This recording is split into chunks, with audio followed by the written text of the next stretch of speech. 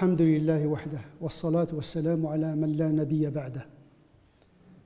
Nous avons évoqué la nécessité d'avoir ce sentiment très fort d'espérance et de crainte de Dieu, sans lesquels aucune pratique n'est parfaite. L'espérance et la crainte de Dieu sont des états intérieurs liés à l'acte du cœur qui donne la valeur à la religiosité du musulman. Sinon, sa pratique serait une mécanique sèche. Quelqu'un qui fait la prière, qui fait le jeûne, qui fait le bien, mais dont le cœur est insensible. Il n'espère rien de Dieu, il ne craint rien de la part de Dieu, comme s'il le fait par mécanisme et par habitude. Il jeûne comme ça, il fait la prière, mais sans le sentiment d'espérer, sans le sentiment de crainte. Ce sont deux sentiments qui ne sont pas des options, ce sont des obligations spirituelles. Puisqu'en islam, il y a les pratiques du corps, mais il y a surtout les pratiques essentielles du cœur. Le regard de Dieu est orienté plus vers les actes du cœur et de l'esprit que vers les actes. Les actes, c'est comme un cadavre, ils ont besoin d'un esprit qui leur donne vie. Et donc la vie d'une pratique dépend, entre autres, du sentiment d'espérance en Dieu et de crainte de Dieu. L'espérance, ce n'est pas l'espoir. L'espoir peut être un sentiment inactif, alors que l'espérance est un espoir actif. L'espérance est qualifiée dans un verset comme une convoitise. Convoiter le bien spirituel auprès d'Allah subhanahu wa ta'ala. La convoitise ici est entendue dans le sens d'un vouloir ardent, intense. Wad'uhu khawfan wa tama'a, adorer Dieu, prier Dieu par crainte et par convoitise.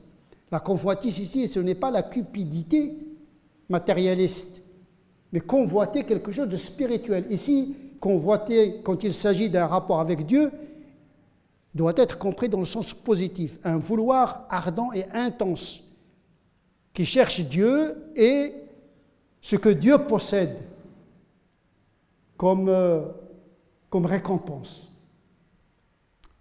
Et donc, l'espérance pousse à la convoitise. Laquelle convoitise pousse également à un autre état intérieur qui est ar-raghba. Wa yad'unana raghaban wa rahaba. Il nous prie avec un désir. Ar-raghba, c'est le désir très fort. Et rahaban, avec prudence et attention craintive. Et donc l'espérance est un état qui engendre la convoitise, laquelle convoitise engendre le mouvement du désir. Et donc l'espérance est un sentiment intense. Ar-raghba, comme un stade évoqué dans le Coran, est un mouvement, est une attitude. Et c'est ça qui donne la valeur d'une pratique. Parce que tout le monde fait les mêmes prières, les musulmans font la même prière, font des biens, mais pas avec les mêmes perspectives d'espérance et de crainte et de désir.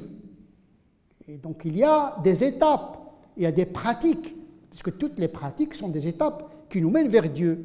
Les 5 prières, le jeûne, c'est un programme initiatique qui nous permet de nous rapprocher davantage de Dieu. C'est ça, en vérité, le programme de Dieu qu'il a offert à l'homme. Les pratiques en islam s'inscrivent dans un projet pour se rapprocher davantage de Dieu. Eh bien, l'espérance engendre une deuxième étape qui est la convoitise, dans le sens noble, tama', une convoitise spirituelle, parce que la convoitise matérielle, on n'a pas besoin d'inciter les gens à convoiter les biens matériels tellement inscrits dans la nature même des êtres humains. Par contre, la convoitise spirituelle, il faut la cultiver par la connaissance de Dieu et par la connaissance de ce que Dieu a auprès des gens qui essaie de se rapprocher de lui. Et cette convoitise pousse à ce qu'on appelle ar-raghba, ce désir très fort, un désir moteur. Et donc une prière avec un désir, ce n'est pas comme une prière avec mécanique, avec habitus, avec habitude, parce que là, malheureusement, c'est notre état actuel. La plupart de nous autres, nous pratiquons de manière mécanique. Il n'y a pas de sentiment de désir, il n'y a pas de sentiment d'espérance. On a transformé notre religion à des habitudes, à une culture, voire à une arrogance.